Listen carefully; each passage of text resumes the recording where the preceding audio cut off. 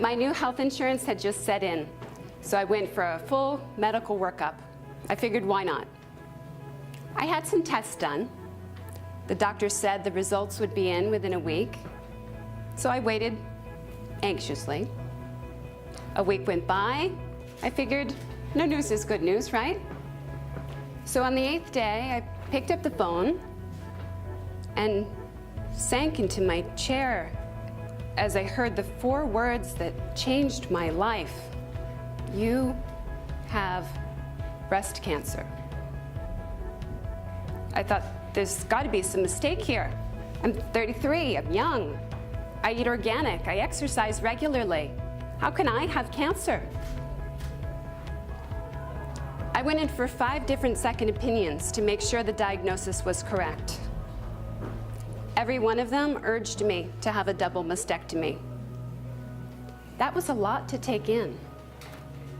I was petrified, heart thumping, mind racing, petrified.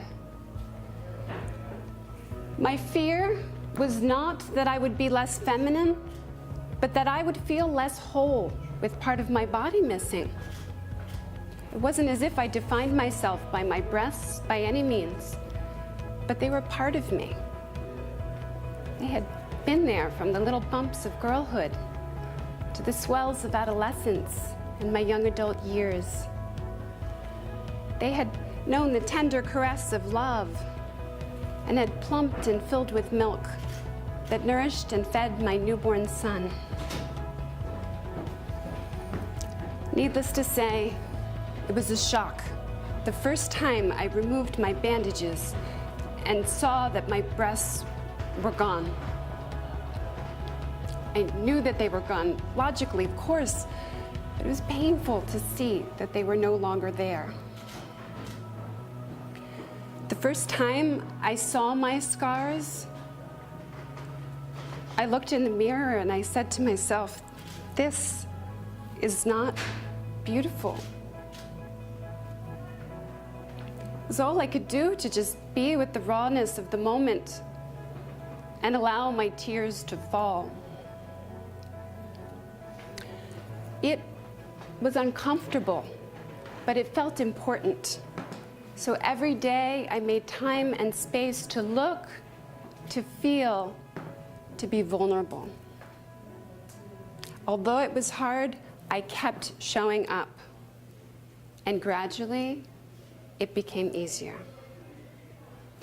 It wasn't long after that that I looked at my scars in the mirror one day, and I said to myself, this is strong.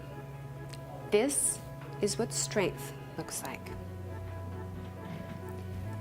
Now, not much had changed physically from the first time that I viewed my scars until this second assessment. In fact, the only thing that had changed was my perspective.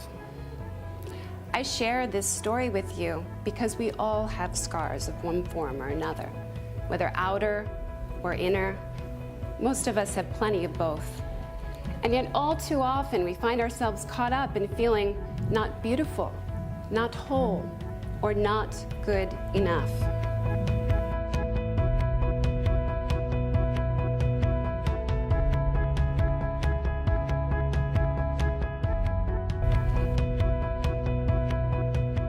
This is the same process that I use to help my clients achieve healing with the losses in their lives and move from a place of overwhelm and hopelessness to a place of deep inner healing, rooted in strength and courage and self-acceptance.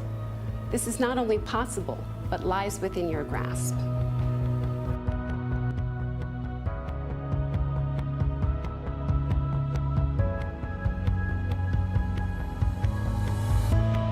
It's human nature to want to get as far away from the grieving process as possible. But the more we try to push uncomfortable feelings away, the more power they actually gain.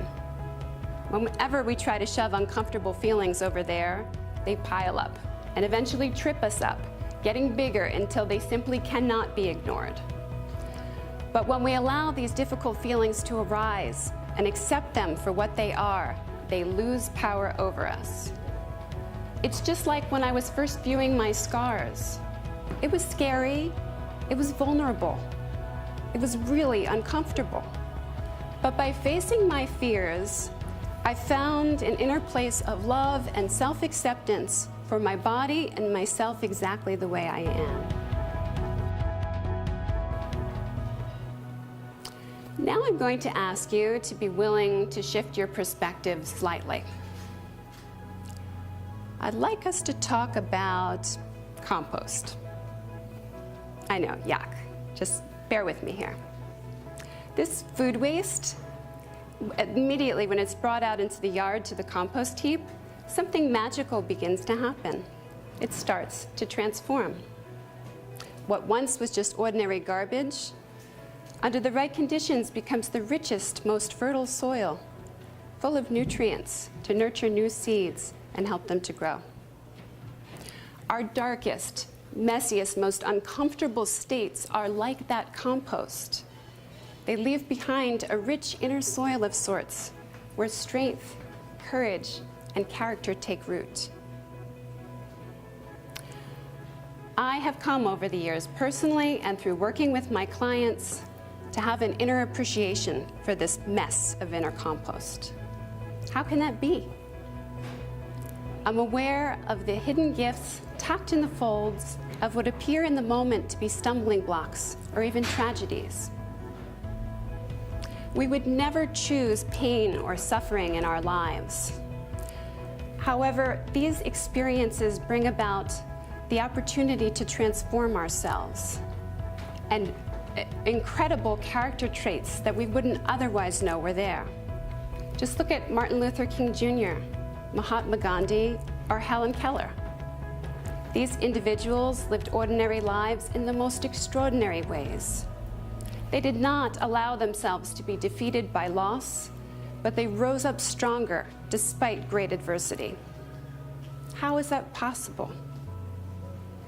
It takes tremendous pressure and heat to forge a diamond.